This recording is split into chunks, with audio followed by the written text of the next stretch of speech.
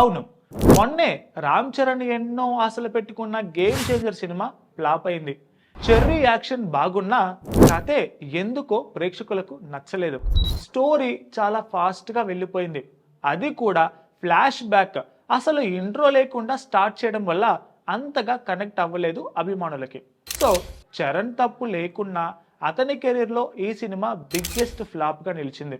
ఇక ఆ సినిమా సంగతి పక్కన పెడితే నెక్స్ట్ బుచ్చిబాబు సనాతో 16th సినిమా చేస్తున్నాడు. దీంట్లో శ్రీదేవి కూతురు జాన్వీ కపూర్ హీరోయిన్, ఇంకా బాలీవుడ్ రావణ్ సైఫ్ అలీ ఖాన్ విలన్ మరి. ఇక ఈ సినిమాకి ఫస్ట్లో పెద్ది అనే టైటిల్ ఫిక్స్ చేశారు, కానీ ఇప్పుడు టైటిల్ కథకి అనుకూలంగా పెడదాం అనుకుంటున్నారట.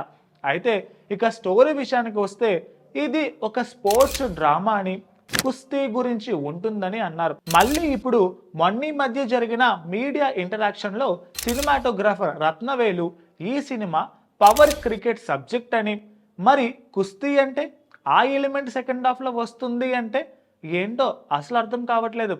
సో రెండు కూడా స్పోర్ట్స్ ఒక సినిమాలో మంచిగా ఉంటాయా అంటే చూసే వరకు తెలియదు మనకి కూడా.